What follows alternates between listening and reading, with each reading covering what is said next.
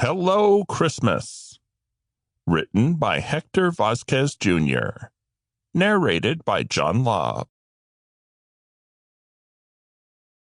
Chapter 1.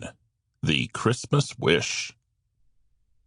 Grimjack stood opposed to the giant orphan crusher. It loomed over him, and even in the sturgeon mobile battle armor that had been grafted onto him, this was going to be tough. The organ crusher raised one of its dozen arms to strike down at him, and Grimjack saw his opportunity. Since their last fight, he had upgraded his chainsaw glove. Now, not only was there a chainsaw on each finger, but on each tooth of the chainsaw blade was another microscopic chainsaw, and on the teeth of all of those were more chainsaws, and so on, infinitely growing smaller and smaller chainsaws. He'd have to thank the Chaos Merchants next time he saw them. Bring, bring, bring, bring. The comm inside his helmet was ringing. It was a priority message from the Council of Grundox. He cursed under his breath as the window for his counterattack had quickly vanished. He wished for once that he could decide what was his top priority. He was tired of letting enemies live just because they needed him immediately. Gotta go. The orphan crusher stopped mid-swing and brought his many arms back to his sides. What? He called out in a gravelly voice. You're punching out early again?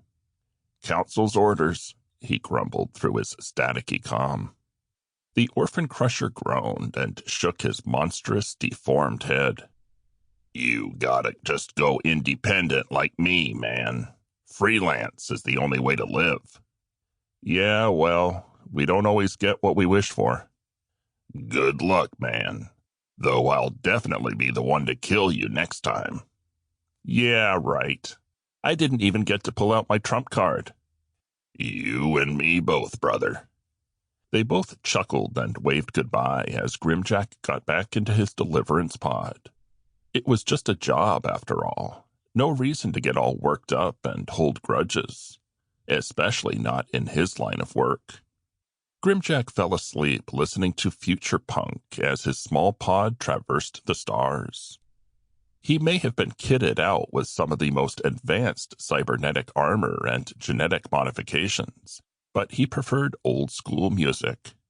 It resonated with him better than the post-futurist stuff being made today. He woke up with the impact of his ship landing and pushed his way out with an internal sigh. Yep, it was clearly that time of year again. The entire station was filled with red and green decorations. The Christmas spirit of the horde shone brightly through their raw dedication to outdoing each other in their decorations and attire. He could even swear he saw someone had spliced their lower body to look like a reindeer and a sleigh. He just kept his head down and rushed towards the council's chambers. Grimjack, that you? A deep voice reverberated through Grimjack's armor. He knew it could only be one person and rushed to avoid them, but a strong hand on his shoulder saw to it that he would be going nowhere. It is you. A giant of a man had his hand on Grimjack's shoulder. He spun the heavily armored warrior around and brought him in for a bear hug. It's been so long. Why don't you visit more often? Hey there, Tor. How is Grimjill? Well, you know her. Still a firecracker, but the holidays soften her up. Yeah, I'll bet. Anyway, I need to see the council, so... Going to see the council, eh? Well, you've been out on missions, I'll bet, so it's understandable. Tor released Grimjack from his iron grip and turned around to search through a box that had been roughly painted to look like a Christmas present. As Grimjack started to sneak away, Tor cried out in glee and turned around with a cheap felt Santa hat. Oh, no, no, no, no, no. I don't think so. Come on, Grimjack, you hardly seem like you're ready for the holiday season in your jet black armor. You've got to have something to represent your cheer. Yeah, that's Sample complete. Ready to continue?